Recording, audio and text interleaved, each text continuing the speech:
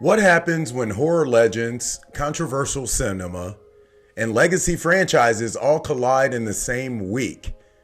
Welcome back to The Final Cut, your daily pulse in horror, where we track the stories shaping genre film culture and controversy.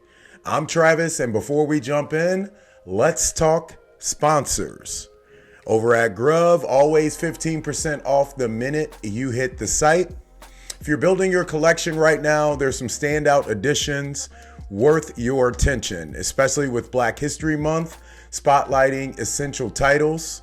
If you've been meaning to add films like Candyman or I Am Legend, there are solid deals under $10 on DVD, plus scream-worthy Blu-ray discounts to get you ready for Valentine's Day horror. Limited editions so you'll want to keep on your radar, such as Sky Captain and the World of Tomorrow, which will be hitting Steelbook limited edition April 21st. The Deer Hunter has a limited edition 4K Steelbook coming out April 7th. And for the video game heads over at Fanatical, you guys got about 7 days left to build your Resident Evil Demonic Edition bundle. Neo 3 Digital Deluxe Edition drops tomorrow, or today actually, and there are 26 days left on the Fight to Survive Build Your Own bundle. Don't forget Requiem by Resident Evil. Resident Evil Requiem hits later this month. The Deluxe Edition on the 26th, Standard Edition on the 27th. Make sure to sign up for their newsletter so you never miss the drops. And all right, let's get into today's top stories. First up, continuing news from last week, one of the most controversial films in horror history is officially coming back, and it's not shying away from its legacy. IFC and Shudder have acquired North American rights to a new Faces of Death set for theatrical release on April 10th, marking IFC's widest release to date. The original 1978 film built its reputation on a dangerous question: is this real or is it staged? That uncertainty mixed with real-world footage and rumor turned into VHS folklore. This new version, directed by Daniel Goldhaber, reframes that question for the internet age.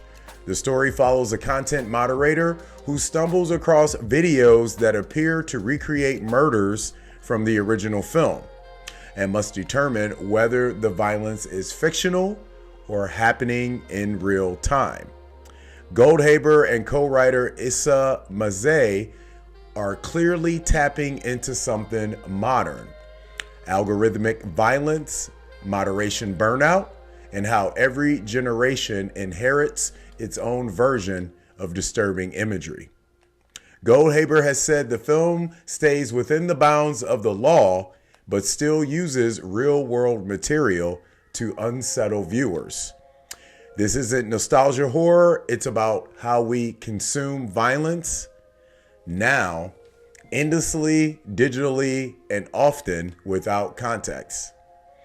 My question for you guys: in an era of live leak, viral footage, and endless scrolling, can Faces of Death still shock us?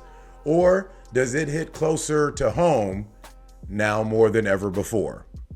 Let us know your answers in the comments ahead. Next up, big news from yesterday. This is a major shift in slasher history as A24 has officially secured the rights to the Texas Chainsaw Massacre with a TV series as the first project out the gate, and a feature film also in early development.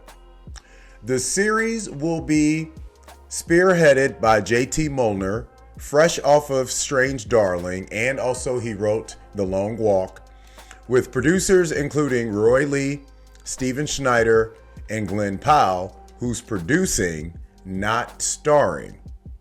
What's key here is intent. Molnar has been very clear.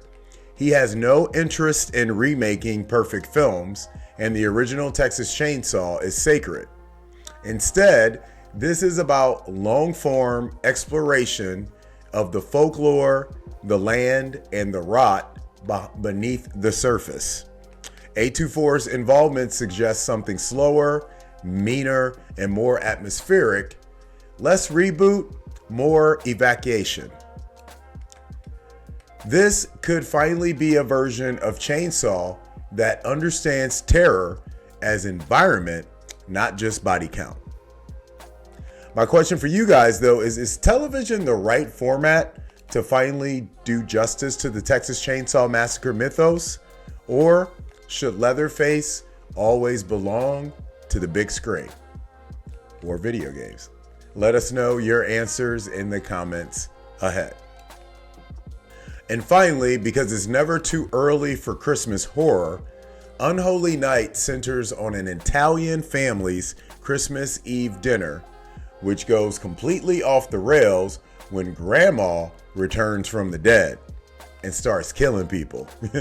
As more deceased relatives rise, the night turns into a survival horror scenario fueled by tradition, guilt, and family pressures. This sounds like Christmas Vacation meets The Evil Dead. Director Michael Gabriel describes it as a violent, funny, heartfelt, and chaotic, using the stress of family obligation as the engine for horror. Bluefinch is launching sales at the European film market, and this feels like a future December staple right alongside the better genre holiday entries. My question for you guys is holiday horror at its best when it leans into comedy? Or should Christmas horror movies, stay mean and cruel? Let us know your answers in the comments ahead. Today's take: what all three of these stories have in common is context. Faces of Death isn't about gore, it's about how we process violence now. Texas Chainsaw isn't about Leatherface, it's about land, legacy, and decay. Unholy Night isn't about zombies, it's about family pressure and obligation.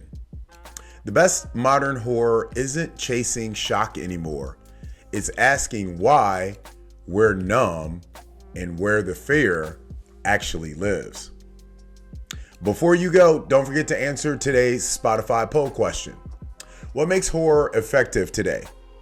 Social commentary, atmosphere and mood, brutal realism, franchise mythology? Vote now and we'll talk about the results on the next episode. That's it for today's episode of The Final Cut, your daily pulse in horror. Follow at HMUNCUT for daily horror news and DM us for tips or breaking stories you want covered. You guys know the drill. I'm Travis from Horror Movies Uncut. Until next time, keep the lights on.